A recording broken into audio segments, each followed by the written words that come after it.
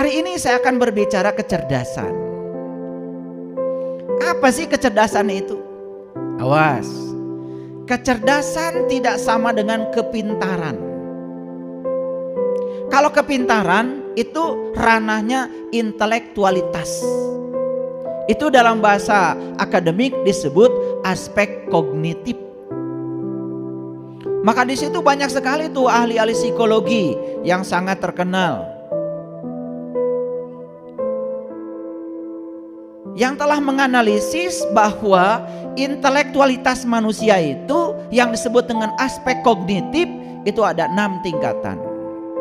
Tingkatan yang paling rendah disebut mengingat. Tingkatan yang lebih tinggi dari situ disebut memahami. Lebih tinggi dari situ namanya menerapkan. Lebih tinggi dari situ namanya menganalisis. Lebih tinggi dari situ namanya mengevaluasi. Nah, yang paling tinggi keterampilan berpikir namanya adalah mensintesa, mencipta. Nah, itu dibangun di dunia akademik. Itu pun kalau benar gurunya ngajarnya. Kalau guru itu mendikte, guru itu suruh mencatat, membaca dan menulis, tidak mengembangkan keterampilan berpikir, ya tentu saja yang ada sekolah cuman mengingat. Makanya orang tua kan kalau nyuruh sama anak pakai bahasa Sunda, ujang nyai gerang ngapalkeun. Tuh kan. Dianggap ngapalkeun itu belajar. Menghafal itu bukan belajar itu. Menghafal itu tidak termasuk, belum masuk belajar itu. Belajar itu berpikir. Hasil proses belajar, keterampilan berpikir seseorang itu meningkat. Itu yang disebut dengan solve problem. Nah, itu aspek intelektualitas, aspek akademis. Sehingga jangan heran kalau ada orang sekolahnya tinggi tetapi mohon maaf masih melakukan tindakan-tindakan yang melawan hukum dan norma. Masih korupsi, masih merugikan negara, masih merugikan masyarakat dengan jabatannya. Padahal sekolahnya tinggi. Karena memang sekolah tinggi yang diasah adalah intelektualitas. Nah, saya sekarang tidak berbicara dimensi itu. Saya bicara dimensi lain, namanya kesadaran. Nah, kesadaran itu adalah ibunya kecerdasan. Nah, kecerdasan itu dalam bahasa asing sering disebut dengan intelijensia. Nah, intelijensia berhubungan dengan kesadaran. Nah, oleh karena itu, maka kecerdasan itu adalah kemampuan seseorang dalam beradaptasi terhadap perubahan. Apa kecerdasan? Kemampuan seseorang dalam beradaptasi terhadap perubahan. Nah, sekarang selesai kajian ini kita bisa ngukur kira-kira saya ini cerdas apa tidak.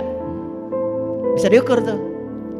Nah, bukan sekedar itu, berapa tingkat kecerdasan saya. Itu bisa dilihat dari kemampuan kita beradaptasi terhadap perubahan. Apa sih yang abadi di semesta ini? Oke. Siang itu tidak abadi, malam juga tidak abadi, tapi siang dan malam abadi. Jadi yang abadi di semesta ini ternyata perubahan.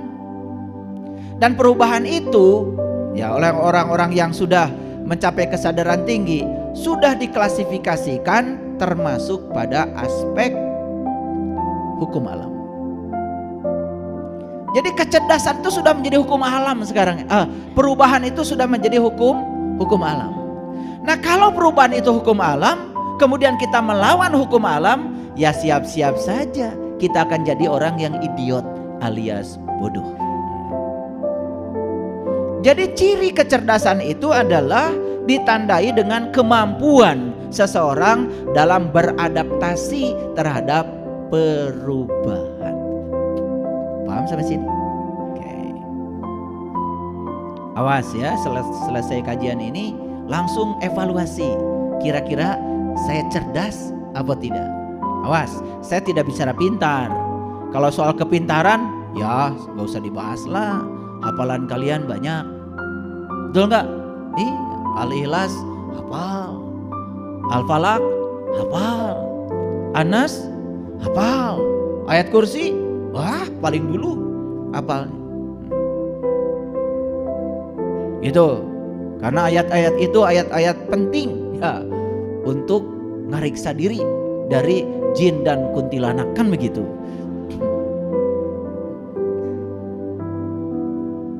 Saya tidak berbicara itu, ya, tidak bicara itu. Saya berbicara kecerdasan. Karena hafalan-hafalan kita itu nggak penting. Apalagi ketika kita tidak mengerti dan bisa menerapkan apa yang kita hafal. Yang akan menolong kehidupan kita bukan hafalan, tapi kompetensi. Makanya masih ingat ya, pernah rame kan kurikulum kita diganti dari kurikulum lama jadi kurikulum berbasis kompetensi. Karena sebetulnya yang akan menolong kehidupan kita itu adalah kompetensi. Kita punya keterampilan apa dalam hidup, itu yang paling penting.